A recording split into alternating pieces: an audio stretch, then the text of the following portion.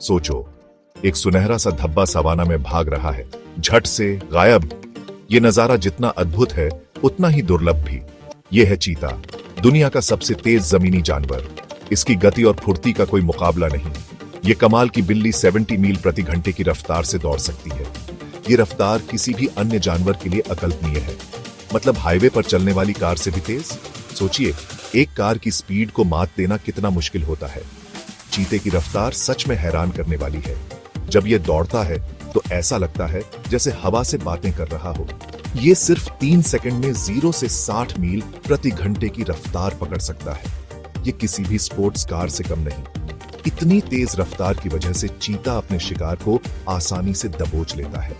ये उसकी जीवित रहने की कुंजी है। चीता कुदरत का एक अजूबा है। इसकी हरकतें और चाल ढाल इसे और भी खास बनाती है।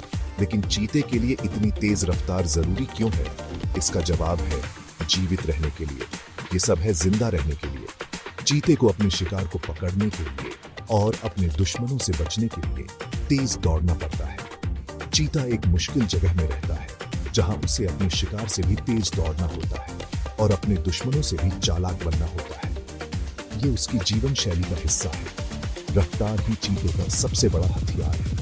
उसकी तेजी और फुर्ती उसे जंगल का बेताज बादशाह बनाती है। चीते का शरीर रफ्तार के लिए एकदम सही बना है।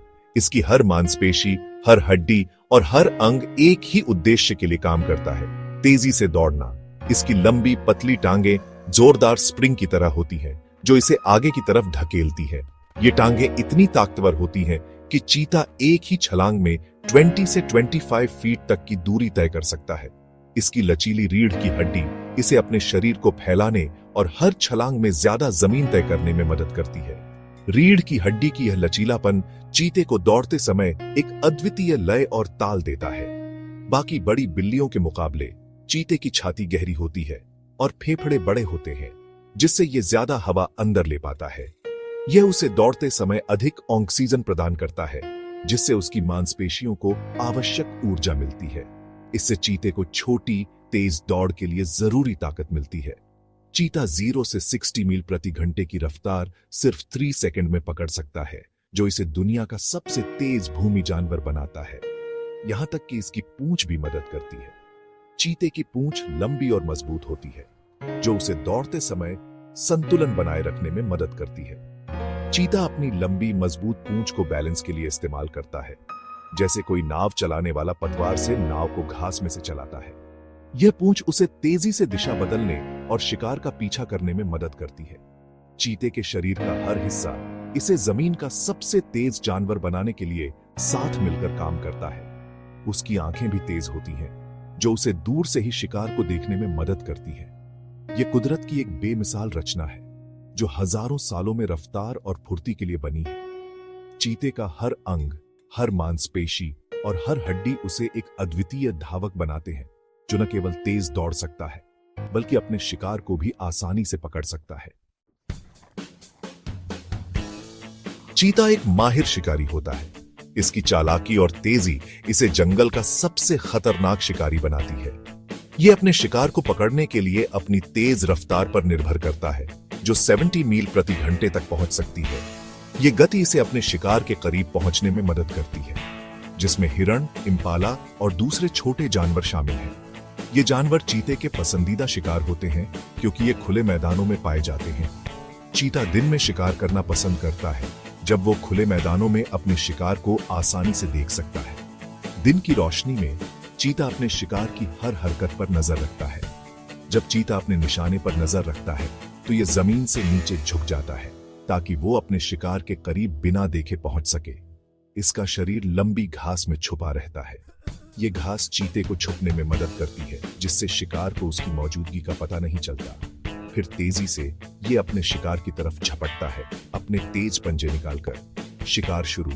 चीते की यह तेजी और ताकत उसे अपने शिकार को पकड़ने में मदद करती है। चीते का शिकार आमतौर पर कुछ ही सेकंड में खत्म हो जाता है। इसकी तेजी और कुशलता इसे एक सफल शिकारी बनाती है। अगर कामयाब हुआ तो चीता अपने शिकार को गिरा देगा और उसके गले पर काटकर उसका दम घोंट देगा। यह प्रक्रिया बहुत तेज होती है, जिससे शिकार को बचने का मौका नहीं मिलता। चीते को जल्दी से खाना होता है, इससे पहले कि दूसरे शिकारी जैसे शेर और लकड़बग्घे उसका खाना चुराने की कोशिश करें।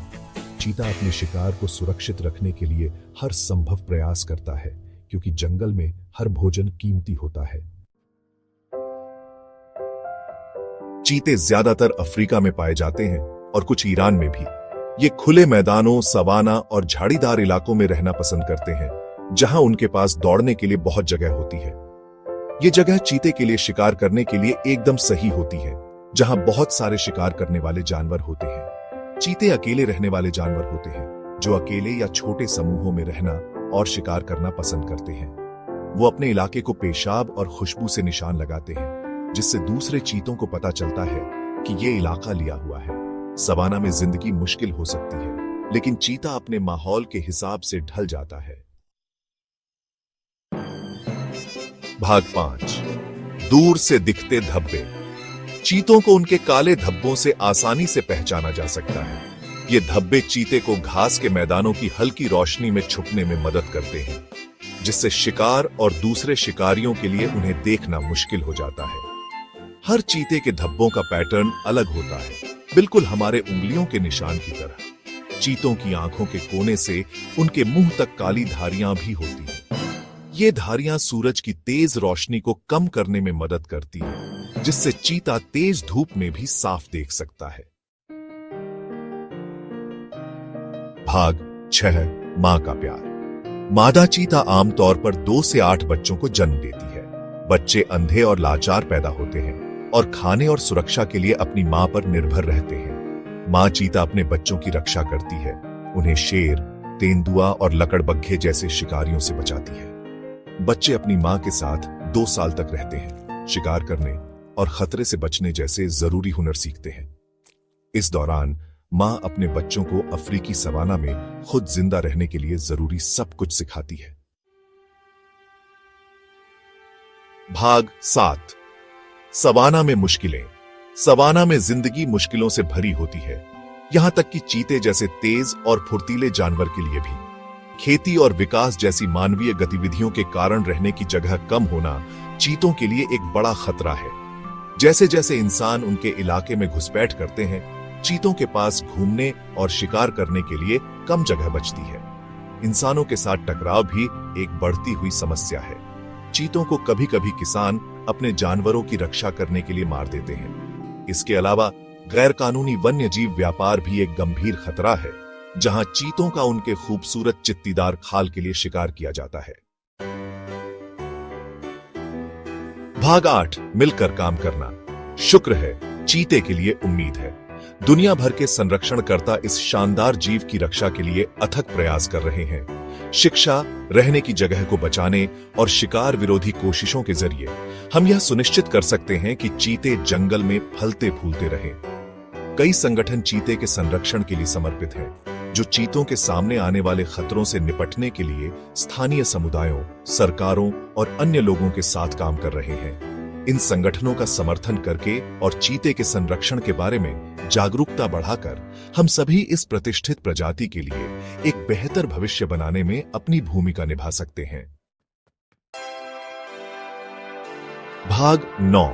एक उम्मीद भरा भविष्य। चीता रफ्तार, नजाकत और सहनशीलता का प्रतीक है। यह हमें धरती पर जीवन की अविश्वसनीय विविधता और हमारे ग्रह की प्राकृतिक विरासत की रक्षा के महत्व की याद दिलाता है। मिलकर काम करके हम यह सुनिश्चित कर सकते हैं कि चीते की कहानी आने वाली पीढ़ियों तक जारी रहे। आइए हम अपने ग्रह के बेहतर रक्षक बनने का प्रयास करें, इसके सभी जीवों की रक्षा करें और प्रकृति के नाजुक संतुलन को बनाए रखें। चीते का भविष्य और वास्तव में धरती पर सभी जीवन का भविष्य इसी पर निर्भर करता है।